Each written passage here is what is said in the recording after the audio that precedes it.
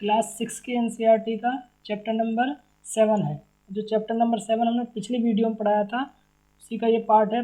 पिछली वीडियो लंबी हो रही थी इसलिए मैंने वो ज़्यादा लंबी वीडियो बनाना उचित नहीं समझा, इसलिए हम इस पार्ट को इस वीडियो में कंप्लीट करेंगे। और आप यदि इस लेक्चर की मतलब जो हमारे द्वारा दिए जा रहे लेक्चर हैं उनकी PDF अगर चाहते हैं तो 9027332273 पर व्हाट्सएप कर सकते हैं। PDF लिखकर आपको PDF प्रोवाइड करवा दी जाएगी। तो इसमें हम जैन धर्म के बारे में पढ़ेंगे। मैंने आपको पिछले चैप्टर में पढ़ाया था कि 6ठी शताब्दी ईसा पूर्व में बहुत सारे धर्मों का उदय हुआ। इसमें जैन धर्म और बौद्ध धर्म मुख्य थे। इनके उदय का कारण क्या था? जो सनातन धर्म था उसमें बहुत ज़्यादा क्रूतियाँ आ गई थी, कर्मकांडों का ज़्यादा होना, क्योंकि गरीब लोग कैसे कर्मकांड कर दें। और जो वर्ण व्यवस्था थी, वर्ण व्यवस्था में सबसे ऊपर ब्राह्मणों ने अपना स्थान रखा था, क्षत्रियों का दूसरा, वैश्यों का तीसरा और शूद्रों का सबसे नीचे।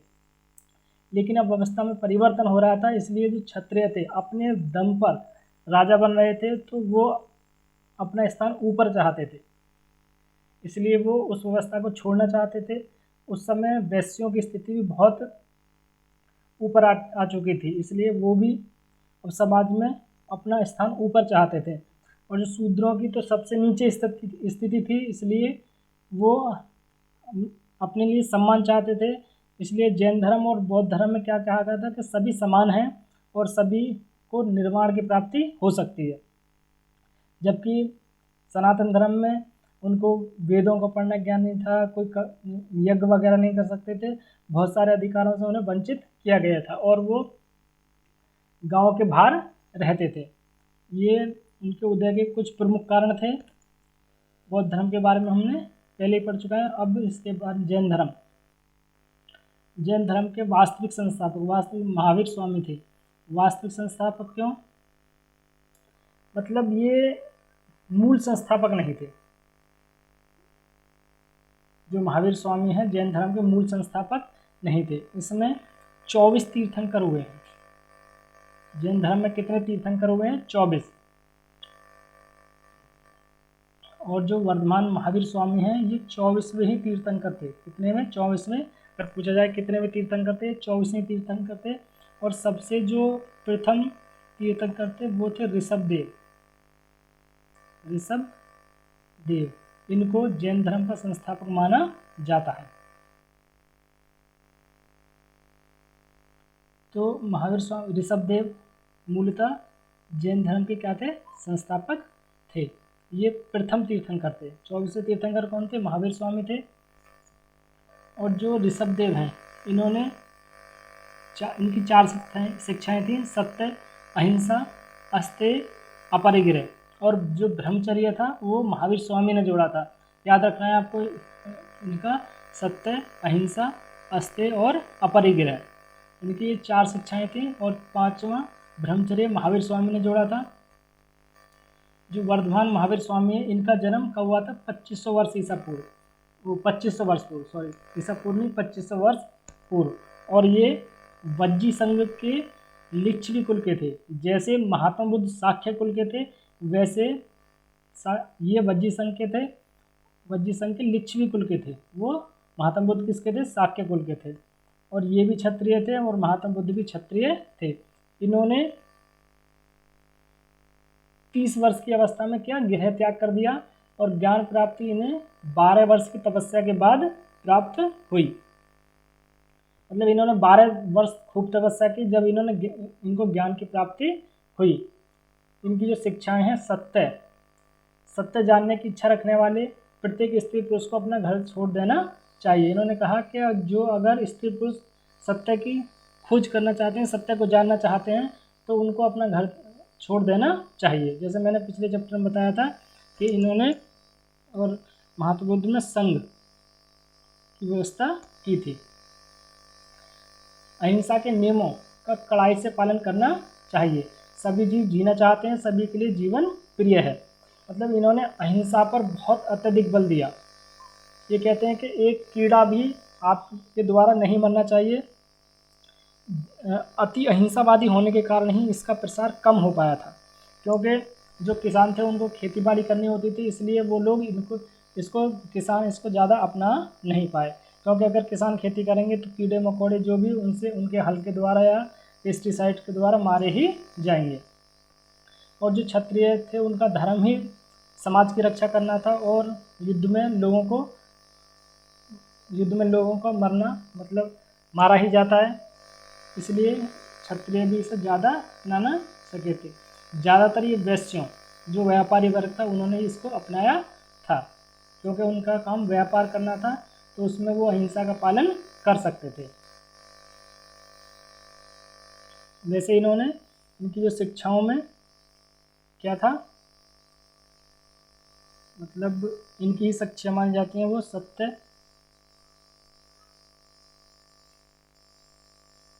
अहिंसा,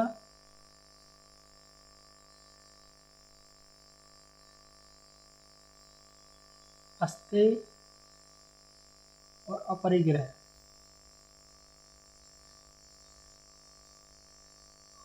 पांचवा ब्रह्मचर्य। सत्य मतलब सत्य बोलना है, अहिंसा का पालन करना है, हिंसा नहीं करनी है किसी के प्रति, अस्तेय मतलब चोरी नहीं करनी है, अपरिग्रह मतलब जो आवश्यक चीज़ें हैं वही उनका उपयोग करना है, आवश्यकता से अधिक चीज़ों का संग्रह नहीं करना है, और पांचवा ब्रह्मचर्य का पालन करना है। ये इनकी शिक्षाएं थी। ये चार तो किसकी थी, ऋषभदेव की थी, और पांचवी किसकी थी, महावीर स्वामी ने इसको जोड़ा था। भाषा, महावीर ने अपनी शिक्षा प्राकृत में दी थी। इसमें प्राकृत में मगध में बोले जाने वाली प्राकृत मागधी कहलाती थी। जो मगध में बोली जाने वाली भाषा प्राकृत वो क्या कहलाती थी, मागधी, याद रखना है, प्राकृत मागधी कहलाती थी। अन्य नियम जो थे, ईमानदार व्यक्ति को कैसा होना चाहिए, ईमानदार होना चाहिए, चोरी नहीं करना चाहिए, ब्रह्मचर्य का पालन करना चाहिए, पुरुषों द्वारा वस्त्रों का त्याग कर देना चाहिए। ये जैन धर्म ग्रहण करने वालों के लिए अन्य नियम थे। मुख्यतः व्यापारियों ने जैन धर्म का समर्थन किया था। ये क्वेश्चन भी आया हुआ है कि किसने जैन धर्म का ज़्यादा समर्थन किया था, तो व्यापारियों ने जैन धर्म का ज़्यादा समर्थन किया था। किसानों के लिए इन नियमों का पालन करना कठिन था, क्योंकि ज़्यादा अहिंसावादी था, और वो अगर खेती करेंगे तो कीड़े मकोड़े उसमें मरते थे, इसलिए इनके नियमों को किसान नहीं अपना पाते थे, इसलिए किसानों ने इसको ज़्यादा अपनाया नहीं था। जैन धर्म उत्तर भारत के कई हिस्सों के साथ साथ गुजरात, तमिलनाडु और कर्नाटक में भी फैल गया था। आपको इसका विस्तार याद रखना है कि उत्तर भारत में फैला था, और कहाँ पर, गुजरात, तमिलनाडु और कर्नाटक में भी ये फैल गया था। वर्तमान में उपलब्ध जैन धर्म की शिक्षाएं लगभग 1500 वर्ष पूर्व गुजरात के वल्लभी नामक स्थान पर हुई थी, मतलब 512 ईस्वी में जैन संघ, जैसे बौद्ध संगीति हुई थी वैसे ही वल्लभी में जैन संगीति हुई थी। तब जो जैन साहित्य है और शिक्षाएं हैं उस संगीति में परिषद में ये लिखी गई थी 1500 साल पहले। संघ की संकल्पना किसमें, बौद्ध धर्म में थी, और इस संघ की अवधारणा इसमें भी है। सच्चे ज्ञान की प्राप्ति के लिए जिन लोगों ने गृह त्याग किया उन लोगों का संगठन, ताकि वह एक साथ रह सकें। महावीर स्वामी ने कहा था कि जिनको सत्य खोजना है उनको गृह त्याग कर देना चाहिए, इसलिए उन्होंने जो घर त्याग कर देते थे वो एक साथ संघ में रहते थे, और महावीर स्वामी की जो शिक्षाएं उनका पालन करते थे। संघ में प्रवेश लेने वाले स्त्री पुरुष सादा जीवन जीते थे, मतलब बिल्कुल बहुत सादा जीवन जीते थे, कोई भी उसमें दिखावा नहीं होता था। संघ में प्रवेश लेने वाले में ब्राह्मण, क्षत्रिय, व्यापारी, मजदूर, नाई, गणिकाएं और दास शामिल थे, मतलब हर वर्ण का व्यक्ति उसमें क्या ले सकता था, प्रवेश ले सकता था। बिहार से भी क्वेश्चन पूछा गया सीटेट में कि बिहार क्या होते थे, तो वर्षा ऋतु में जैन बौद्ध भिक्षु एक स्थान पर निवास करते थे। ऐसे निवास स्थानों को शरण स्थल या विहार कहा गया। मतलब क्या होता था कि जो जैन धर्म और बौद्ध धर्म के भिक्षु भिक्षुणियाँ होती थी वो पूरे वर्ष भर तो मतलब एक स्थान से दूसरे स्थान पर जाया करते थे। लेकिन वर्षा ऋतु में क्या होता था, पहले कच्चे रास्ते होते थे और जंगलों में जंगल भी ज़्यादा होते थे, तो इसलिए यात्रा करना कठिन हो जाता था। तो वर्षा ऋतु में वो एक स्थान पर ठहर जाते थे और वर्षा ऋतु में जो वो उन्होंने 9 महीने काम किया है उस पर विचार करते थे और आगे के लिए अपने आप को वो तैयार करते थे, ताकि लोगों को और अच्छा ज्ञान दिया जा सकते और अपने ज्ञान की ज़्यादा प्राप्ति करते थे। ये भी तो याद रखना है, ये क्या थे, शरण स्थल थे जहाँ पर ये बौद्ध भिक्षु निवास करते थे। जो आरंभिक विहार थे वो लकड़ी के बनाए गए थे। ये क्वेश्चन भी पूछा गया है कि आरंभिक विहार किसके बनाए गए थे, तो याद रखना है आपको लकड़ी के बनाए गए थे तथा बाद में इनके निर्माण में ईंटों का प्रयोग होने लग गया था। मतलब अब लोगों ने दान देना शुरू कर दिया, तो बाद में पहले लकड़ी के होते थे, बाद में स्थायी शरण स्थलों की ज़्यादा आवश्यकता पड़ी कि जहाँ पर स्थायी रूप से रह सकें, इसलिए वो ईंटों के बनाए जाने लग गए थे। और पश्चिमी भारत में विशेषकर कुछ विहार पहाड़ियों को काटकर बनाए गए थे। याद रखना है कि पश्चिमी भारत में, जो पश्चिमी भारत है, पश्चिमी घाट है, महाराष्ट्र वाला और जो कर्नाटक वाला क्षेत्र है, पश्चिमी घाट और केरल, ये पूरा पश्चिमी घाट है। वहाँ पर पश्चिमी भारत में पहाड़ियों को काटकर क्या बनाए गए थे, विहार बनाए गए थे। ऐसे ही कार्ले वर्तमान कहाँ है, महाराष्ट्र में स्थित है। एक गुफा है, भिक्खु भिक्खुणी इन शरण स्थलों में रहकर ध्यान किया करते थे। पूछा जा सकता है कार्ले विहार कहाँ पर स्थित है, तो याद रखना है महाराष्ट्र में स्थित है। यहाँ पर लोग ध्यान किया करते थे। प्राय किसी धनी व्यापारी, राजा अथवा भूस्वामी द्वारा दान में दी गई भूमि पर विहार का निर्माण होता था। कि जो पहले साधु जो जैन धर्म के हो या बौद्ध धर्म के हो, उनका राजा या व्यापारी बहुत सम्मान किया करते थे और उनके पास बहुत ज़्यादा ज़मीनें भी होती थी, इसलिए वो उनको ये चीज़ें दान में दे दिया करते थे और उस पर विहार बना दिया जाता था। आश्रम व्यवस्था 6ठी शताब्दी ईसा पूर्व में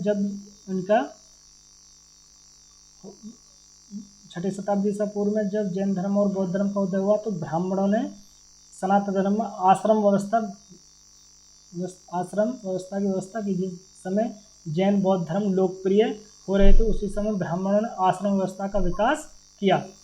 आश्रम शब्द का तात्पर्य जीवन के एक चरण से है। पूछा जा सकता है कि आश्रम शब्द का तात्पर्य क्या है, तो जीवन का एक चरण। और आश्रमों की संख्या कितनी है, 4। याद रखना है आश्रम कितने हैं, 4।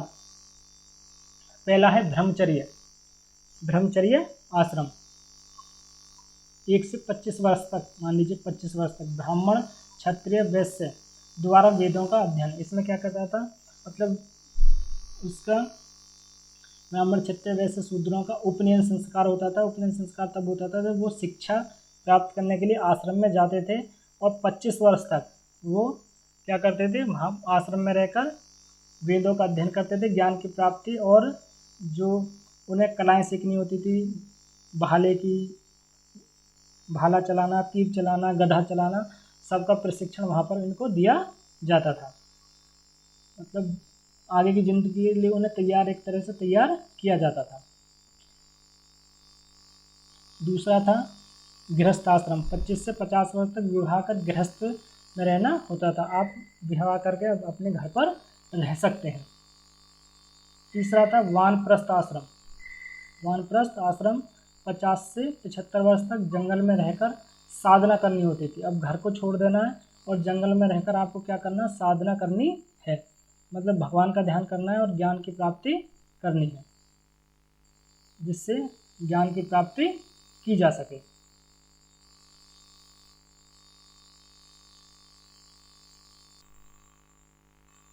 ठीक है। और चौथा था संन्यास आश्रम, 75 से 100 वर्ष। अब सब कुछ त्याग कर सन्यासी बन जाना होता था। मतलब वानप्रस्थ में तो एक कुटिया बनाकर आप उसमें रह सकते थे और साधना कर सकते थे, लेकिन अब संन्यास आश्रम में आपको वो कुटिया भी छोड़ देनी पड़ेगी और आपको कहाँ रहना है, मतलब सन्यासी बन जाना है। यानी कि अब तक जो आपने ज्ञान की प्राप्ति की है वो आपको मतलब लोगों को तक पहुंचाना है, जिससे लोगों को उनको फ़ायदा मिले। और सन्यासियों को 2 दिन से ज़्यादा किसी गांव में रुकने की आज्ञा वो अनुमति भी नहीं होती थी, उनको चलते रहना था, ताकि उनका एक जगह मतलब वो ना हो जाए, मन ना लग जाए, मोह ना हो जाए उनको। जरथुस्त्र, ये जरथुस्त्र इनका ये ईरानी पैगंबर थे, और इनकी शिक्षाएं जैन अवेस्ता नामक ग्रंथ में दी गई हैं। आपको याद रखना है जरथुस्त्र कौन थे, ईरानी पैगंबर थे। शिक्षाएं इनके द्वारा जैन अवेस्ता नामक ग्रंथ लिखा गया है, उसमें दी गई है। तो ये था जैन धर्म। अगर आपको इसकी PDF चाहिए तो मैंने पहले ही बताया है, तो 9027332273 पर आप संपर्क कर सकते हैं। और आपको वीडियो कैसी लगी कमेंट करके बताएं, और हमारे चैनल को सब्सक्राइब अवश्य कर दें, शेयर भी करें, लाइक भी करें। Thank you.